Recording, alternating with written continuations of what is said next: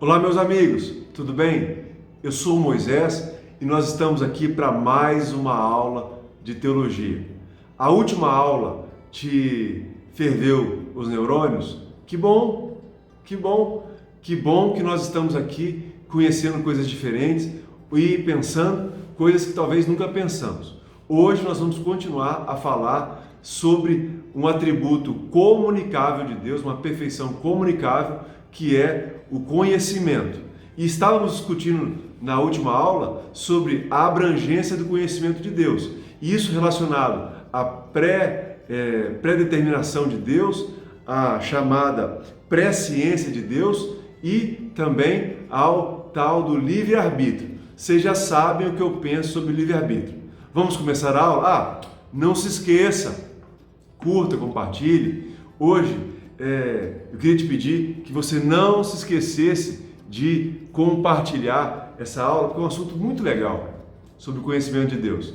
Se você der aquela curtida reformada, ótimo. Mas também, se você não gostou, dá aí o seu dislike gnóstico, que não tem problema. Vamos estudar? O Berkoff vai entrar aqui numa discussão que ela funde os neurônios da gente, que é a abrangência do conhecimento de Deus diante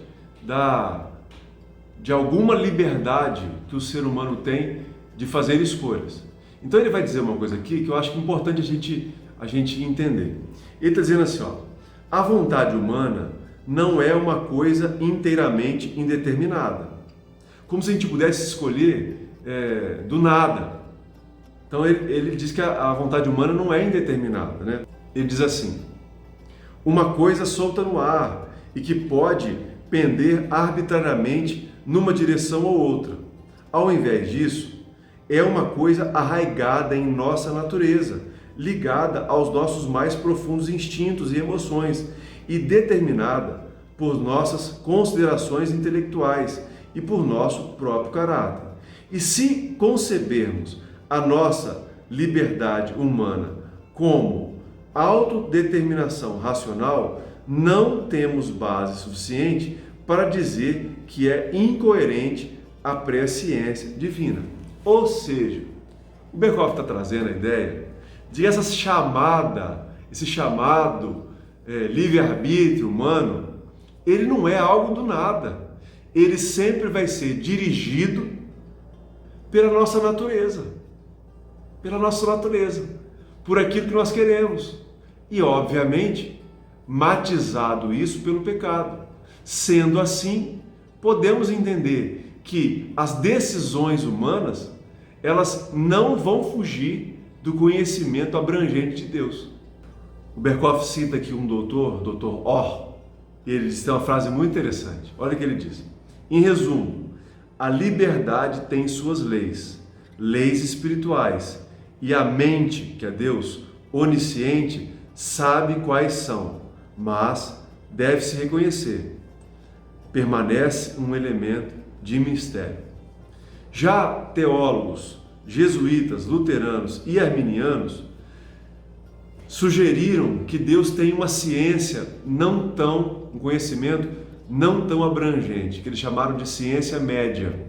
Agora, é óbvio que um reformado como o Dr. Luiz Berkoff vai ser contra essa ideia.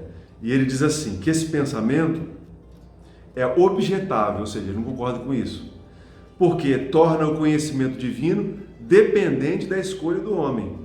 Virtualmente anula a certeza do conhecimento dos eventos futuros e assim nega implicitamente a onisciência de Deus. Ou seja, se o conhecimento de Deus é médio, ou seja, a sua onisciência não é total.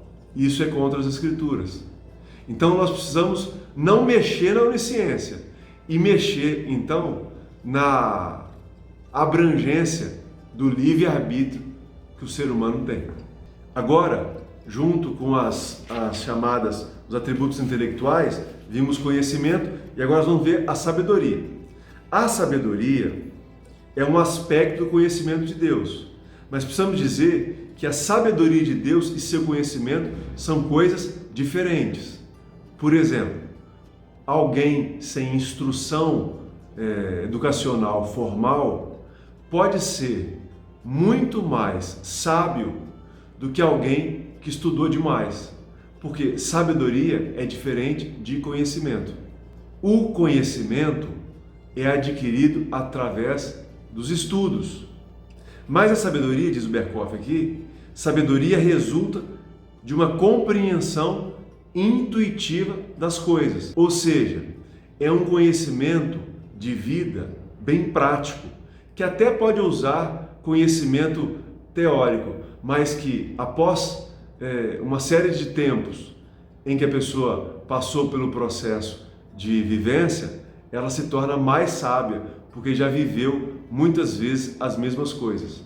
Tanto conhecimento como sabedoria são atributos no ser humano que são imperfeitos, mas em Deus são plenamente perfeitos. Ou seja, diz o Berkhof, ele indica o fato de que ele sempre busca os melhores fins possíveis e escolhe os melhores meios para a consecução dos seus propósitos. Ou seja, diz o Berkhof aqui, que apesar de nos seres humanos isso não ser perfeito, em Deus sempre vai escolher os melhores fins e Ele vai sempre achar os melhores meios para que alguma coisa aconteça. A sabedoria é tão importante como atributo de Deus que em Provérbios 8 ela aparece como a personificação do próprio Deus. E a sabedoria sempre está na criação, na providência, na redenção. Deus é sábio e Ele, de alguma forma, comunicou isso a nós, seres humanos. Vamos para a última parte dos atributos intelectuais, que é a perfeição da veracidade. As Escrituras têm muitas palavras para falar que Deus é verdade, é fidedigno e Ele é fiel. Mas eu quero ressaltar a palavra aletes ou aletheia, porque Deus é de verdade, verdade, a verdade. A verdade provém dele. Tudo que ele é padrão do que é verdadeiro para o ser humano. Deus é tudo aquilo que, como Deus, deveria ser. E assim, ele se distingue de todos os deuses, com letra minúscula, das religiões pagãs. Todos os deuses e ídolos, eles são, como diz a Bíblia, são nulidades, são mentiras. Se você olhar os deuses do panteão grego, você vai ver que eles são muito similares aos seres humanos. Mentirosos, que enganam, têm inveja, fazem vingança. O nosso Deus não. O nosso Deus, o Deus das Escrituras, o Pai, o Filho e o Espírito Santo, ele é a verdade. Você precisa entender que a base de todo tipo de conhecimento científico é Deus. Por quê? Porque a verdade, a busca pela verdade, é, num sentido lógico, o próprio Deus. Então, até o cientista ateu que faz ciência de verdade, sem nenhum tipo de viés ideológico, ele está sendo norteado por quem Deus é. Porque preste atenção, a verdade continua sendo verdade, dita pela boca que for. A verdade de Deus é o alicerce para todo tipo de conhecimento. O Berkhof define assim: a perfeição de Deus em virtude da qual ele responde plenamente à ideia da divindade. É perfeitamente confiável em sua em sua revelação e vê as coisas como realmente são. Ou seja, Deus é a fonte da verdade. E nós que estamos num período de pós-modernidade, vimos o conceito de verdade se dissolver. Mas continuamos afirmando, existe uma verdade. Não existe variações da verdade. Só formas diferentes de tratar da mesma. Na pós-modernidade, tudo é subjetivo, mas nós preferimos seguir pelo caminho de que, como Deus é a verdade, existe verdade e existe, obviamente, mentira. Vamos evitar transformar meias verdades em verdades e mentiras em verdades em verdade. Você pode estar pensando assim: Moisés, você é louco, você é alguém fora do tempo. É verdade, tem razão. A Bíblia mesmo diz que quem crê assim é louco, é alguém que não é normal ao padrão da sociedade. Presta atenção, nós destoamos mesmo da maioria dos pensadores não cristãos. Por quê? Porque a base dos pensadores não cristãos é a capacidade racional do ser humano. Eles elegeram a razão como o elemento empírico para que a verdade fosse manifestada ou manifesta. Nós não. Nós, em primeiro lugar, cremos na fé. Olha que coisa. Cremos na fé em Deus e nas Escrituras. Então, os resultados da compreensão de um escritor, de um pensador cristão, vai ser diferente de um pensador não cristão. Por quê? Porque o método é diferente. Os instrumentos da pesquisa são diferentes. Nós cremos que a Bíblia é a palavra de Deus. E mesmo que não pareça racional a ciência que ilumina esse nosso tempo, nós sabemos que a ciência está em progressão. Nós cremos que um dia, talvez, a ciência vai mostrar que, do ponto de vista da fé, a Bíblia tinha razão. E em muitas outras áreas. Agora, um cientista que não leva em consideração as Escrituras e a fé, obviamente, para nós, eles são obtusos, eles eles têm um instrumento de pesquisa menor, porque eles só levam em consideração a razão. Nós não, nós queremos ser racionais, mas a fé e as Escrituras são ponto de partida para qualquer tipo de definição científica e de conhecimento. Haja vista, por exemplo, os darwinistas e aqueles cientistas que dão aula nas melhores universidades, que ensinam o chamado design inteligente.